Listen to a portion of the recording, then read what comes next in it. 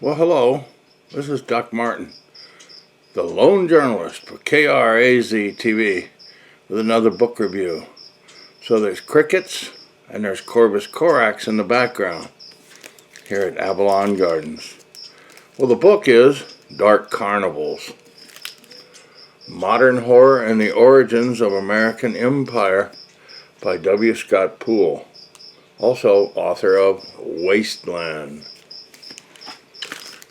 W. Scott Poole is a professor of history at the College of Charleston who teaches and writes about horror and popular culture. He is the author most recently of Wasteland, The Great War and the Origins of Modern Horror. And his previous books include award-winning Monsters in America and the biography Vampira, Dark Goddess of Horror. He is a Bram Stoker Award nominee for his critically acclaimed biography of H.P. Lovecraft, In the Mountains of Madness. He lives in Charleston, South Carolina. So this guy has really studied horror, and particularly in this one, his films. So it is a book from Counterpoint, Berkeley, California. On the inside jacket it says, "The American Empire emerged from the shadows of World War II.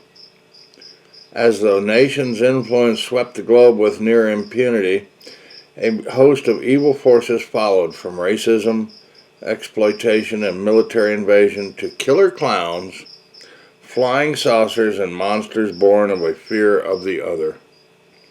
By viewing American imperial history through the prism of the horror genre, Dark Carnivals lay bare how the genre shaped us, distracted us, and gave form to a violence as American as apple pie." A carnival ride that connects the mushroom clouds of 1945 to the beaches of Amity Island, Charles Manson to the massacre at My Lai, and John Wayne to John Wayne Gacy. The new book by acclaimed historian W. Scott Poole reveals how horror films and fictions have followed the course of America's military and cultural empire, and explores how the shadows of our national sins can take on the form of mass entertainment. Isn't that a mouthful?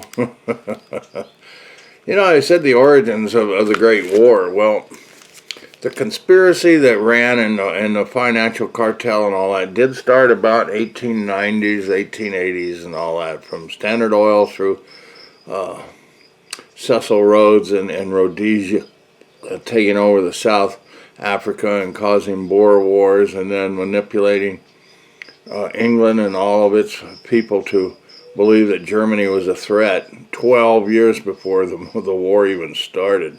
So it's been a real push to keep and create wars, and I guess that's where this book come into, because right after World War II, America saw, actually,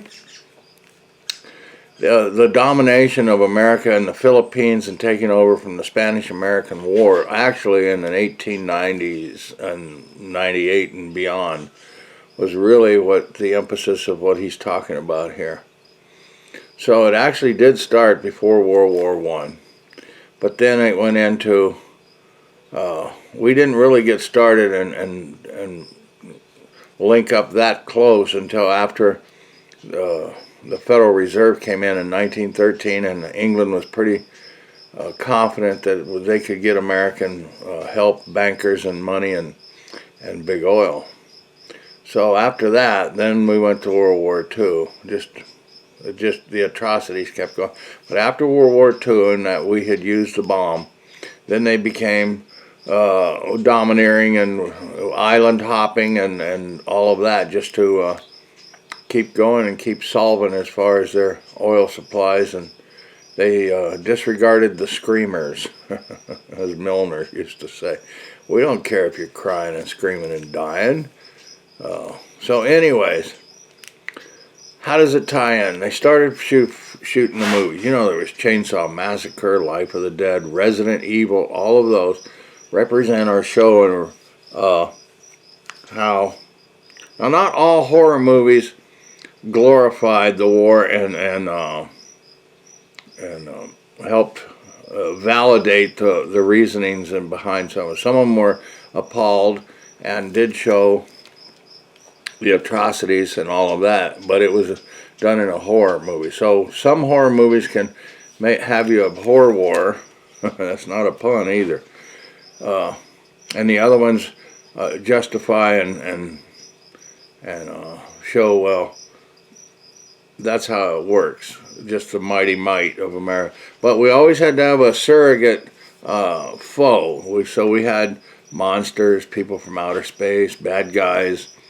And Vietnam, a lot of things happened after that. And since we didn't do too well over there, they had to feel that they continue to do island hop, do jungles. And so South America and Latin America became the new killing grounds for this industrial complex. So it's really a sad story, but this is a true story. And he shows how all the movies and everything, games, video games, all of it. I just found a little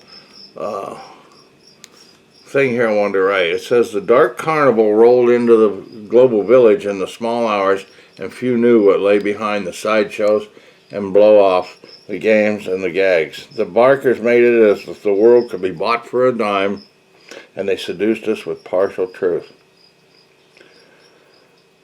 Oh, John Scully, Apple CEO, perhaps came closest to understanding the meaning of the wireless connected world. It will be, he said in a mythic language, the mother of all markets.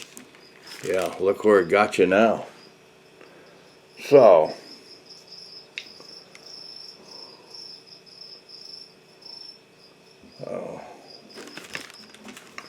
anyways, and then, but even the sorry state of democracy in a country that disenfranchises nearly 700,000 people in the District of Columbia can be exacerbated.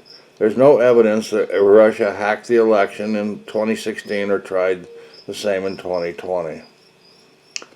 So we're always aware of the dangers online life offers to increasingly fragile democracy in the American nation state. It's incorrect to speak of the possible destruction of democracy in the nation, as democracy has always been tentative anyway. So, yeah, let's see. Got one more, perhaps, statement. Oh. The truth of war is not about what happens on the front line. It's about a story of what Americans consume, what we're willing to allow our governments to do so we can keep binging, and whether we're willing to, at all to answer the call of duty becoming a nation of first-person shooters, most who will never have to pick up an actual rifle unless it's to kill other Americans out of rage and frustration. The war story of America has become the very apotheosis of Asselin Clark's dictum about horror. The worst thing is true. So, we got this book at the Tucson Pima County Public Library. You can get it at yours. And we have all our other shows. Now, all of this is going on the Zero channel. So if you go to the channel at KRAZ-TV and hit other channels, you'll go to the adult side where books like this are featured. Now, the last book we showed or talked about was the evil empires and the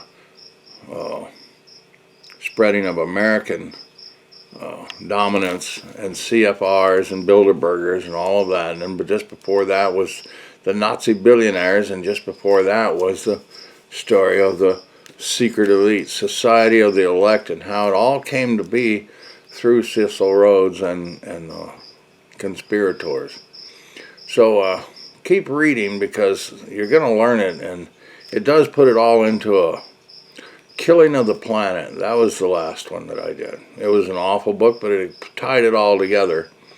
And so when I saw this Origins of American Empire, well, it does talk a lot about all of that and how, well, we're brain dead or mindless, or we need to be entertained or justify the horrors, you know. So that's where we go to Independence Day. Watch that movie.